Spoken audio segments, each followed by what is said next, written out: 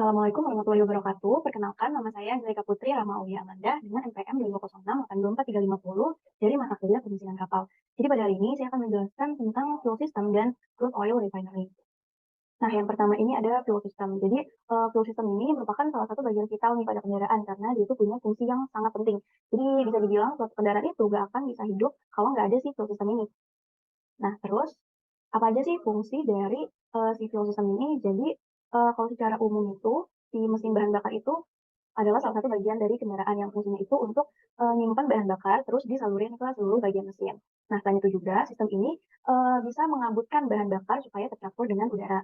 Nah, selain 2 itu, yang terakhir, jadi si fuel system ini dia bisa mengatur rasio antara bahan bakar dan udara pada beban dan kecepatan yang berbeda. Nah, jadi karena hal itu, jumlah campuran yang disuplai itu antara udara sama bahan bakar itu bakalan selalu tepat meskipun di kondisi yang berbeda.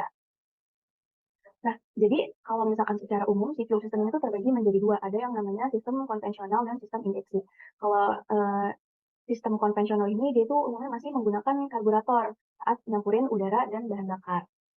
Nah, gimana sih cara kerja dari sistem konvensional ini? Jadi, sistem konvensional ini tuh dia mulai bekerja saat mesin itu, dalam kondisi start nih atau kayak baru mulai. Nah, jadi pas mesin start, fuel pump itu bakalan mulai nyerap si bensin yang ada di dalam fuel tank menuju bagian filter. Nah, di fuel filter ini tuh bensin bakalan melalui proses penyaringan nih, bakalan difilter, dari berbagai macam kotoran dan air. Nah, jadi bensin yang digunakan di proses pembakaran ini bakalan lebih bersih dan lebih jernih. Nah, selanjutnya bensin yang udah disaring ini bakalan ngalir ke, karburator. Nah, baru bensin itu bakalan terus-terusan ngalir nih sampai ke, ruang pelampung. Nah, baru di sisi lain udara itu juga bakalan masuk dari si filter atau penyaringan tadi menuju ke karburator. Terus, dia tuh melalui venturi. Nah, di saat yang bersamaan itu, bensin ini juga, barengan nih, dia menuju ke venturi. Nah, terus, pada proses hisap terjadi dan aliran udara itu bakalan deras, begitu deras. Jadi bensin ini bakalan, tercampur lebih dahulu sebelum masuk ke tempat pembakaran. Tuh. Terus yang kedua itu ada sistem injeksi. Jadi kalau sistem injeksi ini dia udah pakai injektor ya, dia beda nih sama, sistem yang konvensional. Jadi kalau sistem injeksi ini secara umum itu prinsip kerja dari sistem ini itu dia pakai cara elektronik. Jadi bahan bakar di suatu kendaraan itu bakalan diubah jadi aliran listrik. Nah, aliran listrik ini tuh dalam bentuk kabut. Jadi aliran listrik yang dalam bentuk kabut ini bakalan diproses dengan volume yang sesuai sama kapasitasnya. Nah, jadi otak pengontrolan si sistem injeksi ini adalah ECU. Jadi lebih detailnya itu fuel pump ini bakalan bekerja sebentar untuk neken si selang bahan bakar pas kunci kontaknya itu dihidupin. Nah, jadi pas kendaraan itu mulai di-starter, jadi fuel pump ini bakalan balik lagi bekerja, baru injektornya bakalan nyemprotin si bahan bakar. Nah, jadi semua proses yang ada di sistem injeksi ini itu dikontrol langsung oleh ECU. Cuman sistem ini tuh bergantung sama kinerja aki. Jadi kita tuh harus rajin ngecek kondisi aki kalau misalkan kendaraan yang kita pilih itu dia menggunakan sistem injeksi. Nah, selanjutnya itu apa aja sih komponen-komponen dari si fuel system ini? Nah, yang pertama itu ada yang namanya itu fuel pump. Jadi fuel pump itu dia punya peran yang penting banget nih untuk mompa bensin. Jadi bensin yang ada di dalam fuel tank itu bakalan disalurin menuju karburator. Tuh. Nah, selanjutnya itu ada fuel tank. Jadi fuel tank itu dia berperan dalam sistem pembakaran karena itu nyimpen bensin yang bakalan disalurin ke seluruh bagian mesin. Jadi singkatnya fuel tank ini tempat nyimpen bensinnya gitu. Nah, jadi fuel tank itu juga punya fungsi lain nih, yaitu sebagai tempat untuk nampung bensin yang udah nggak layak digunakan. Jadi nggak mungkin banget kalau kendaraan itu nggak punya fuel tank. Selanjutnya tuh ada fuel filter. Jadi fuel filter ini tuh fungsinya untuk menyaring semua kotoran yang mungkin ikut terbawa bensin dari fuel tank. Tuh, jadi selain itu fuel filter ini juga bisa misahin antara bensin dan air yang misalnya tuh kayak nggak sengaja kecampur pas ada di dalam fuel tank. Terus ada fuel delivery line. Kalau fuel delivery line ini dia untuk mengalirkan bensin dari tempat penyimpanan menuju karburator. Tuh.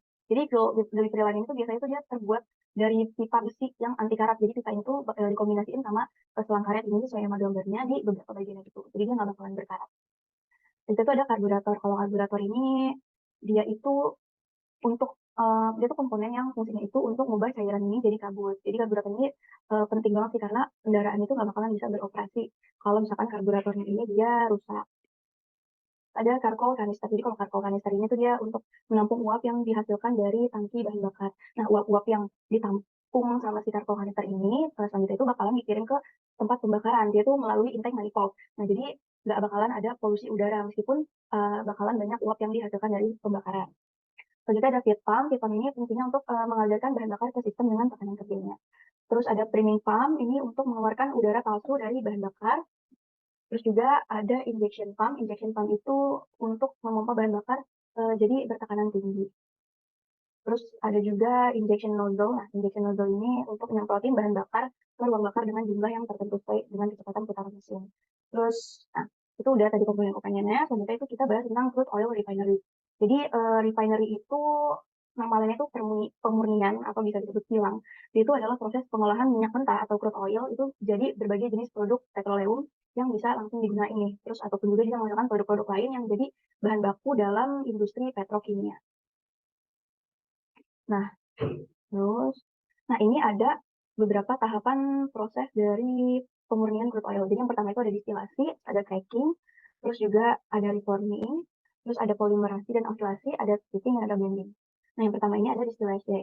Distillation. Nah distillation atau distilasi ini proses pemisahan fraksi-fraksi yang ada di minyak bumi. Jadi pemisahan fraksi ini tuh berdasarkan pada perbedaan titik didih. Jadi proses ini tuh biasanya dilakuin di wadah tabung yang tinggi yang kedap udara.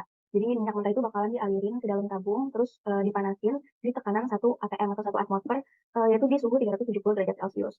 Nah, habis itu hasil dari si fraksi-fraksi yang tadi itu bakalan dipisahin. Jadi fraksi yang punya titik didih yang terendah itu bakalan nempatin bagian di atas tabung, terus kalau fraksi yang titik didihnya tinggi itu dia di bagian dasar tabung. Nah, hasil dari proses distilasi ini bisa berupa gas, bensin, minyak tanah, diesel, oli, lilin, dan aspal. Terus yang kedua itu ada yang namanya cracking. Jadi kalau cracking itu ini sebenarnya bukan tahap kedua, tapi kayak yang kedua itu ada cracking. Cracking ini proses pengolahan minyak bumi yang tujuannya itu untuk menguraikan molekul-molekul besar senyawa hidrokarbon. Jadi molekul hidrokarbon yang memiliki ukuran lebih kecil. Jadi proses cracking ini tuh biasa juga sering disebut kayak proses refinery. Tuh.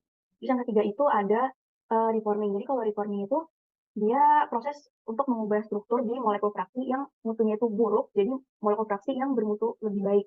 Jadi proses reforming ini bisa dilakukan pakai metode katalis atau proses pemanasan. Nah, proses reforming ini kan tujuannya untuk mengubah struktur pada molekul fraksi. Jadi proses ini tuh bisa kita sebut juga dengan proses isomerasi. Terus yang keempat itu ada proses polimerasi dan alkilasi. Jadi setelah adanya tadi perbaikan atau perubahan struktur molekul fraksi, ini dilanjutin sama namanya proses alkilasi. Jadi proses alkilasi itu proses penambahan jumlah atom pada suatu fraksi sehingga molekul fraksi ini jadi lebih panjang dan bercabang. Nah, di proses alkilasi ini biasanya itu dia menggunakan bahan tambahan katalis asam yang kuat. Contohnya itu kayak H2SO4, HCl, atau asam Lewis, HLCl3. Nah, kalau proses polimerasi itu proses penggabungan antara molekul-molekul yang kecil, jadi molekul yang lebih besar di sebuah fraksi. Jadi mutu dari si produk akhir ini jadi meningkat. Nah, di tahap ini molekul fraksi itu bakalan melalui tahap alkilasi terlebih dahulu nih, lalu melalui tahap polimerasi. Jadi bakalan ngebentuk sebuah molekul fraksi yang panjang, di mana molekul fraksi ini mutunya itu udah lebih bagus meningkat dari yang sebelumnya. Terus yang kelima itu ada treating. Nah, di treating ini tuh dia proses pemurnian fraksi minyak bumi yang melalui tahap eliminasi bahan-bahan pengotor yang terlibat di proses pengolahan. Jadi bahan-bahan yang dihilangin di proses treating ini tuh adalah contohnya tuh kayak bau-bau yang gak sedap. Jadi bau-bau yang gak sedap ini tuh dihilangin melalui proses chopper sweetening sama proses doctor treating gitu aja. Jadi parafin yang dihilangin melalui proses solvent dewaxing ini, lumpur dan warna dihilangkan melalui proses acid treatment, aspal yang dihilangkan juga melalui proses deasphalting, terus juga terakhir itu belerang yang dihilangin itu melalui proses desulfurizing. Jadi ada beberapa proses-proses penghilangan di proses treating ini. Jadi inti dari si proses treating itu dia mengeliminasi bahan-bahan yang nggak memberikan mutu di proses tuh yang nggak memberikan mutu dalam proses pengolahan minyak mentah ini gitu. Jadi nggak yang nggak bermutu-mutu. Jadi hasil akhirnya itu nanti mutunya itu bakalan bertambah. Terus yang terakhir itu ada blending. Jadi blending itu ini tahapan yang terakhir. Jadi proses blending ini tuh proses yang dilakukan untuk meningkatkan kualitas produk siap pakai dengan cara menambahkan bahan-bahan aktif ke dalam fraksi minyak bumi. Nah, salah satu bahan aktif yang digunakan di proses blending ini adalah TEL atau tetraethylate. Jadi TEL ini itu bahan aditif yang digunakan itu untuk menaikkan bilangan oktan bensin. Nah, jadi setelah udah melalui proses ini, maka hasil dari pengolahan minyak bumi itu mutunya bakalan menjadi lebih baik, terus juga udah jadi bahan yang siap pakai.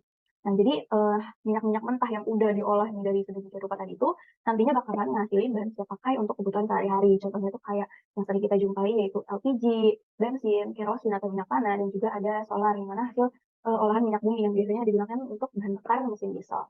Nah, mungkin itu saja yang bisa saya sampaikan. Kurang lebihnya mohon maaf. Wassalamualaikum warahmatullahi wabarakatuh.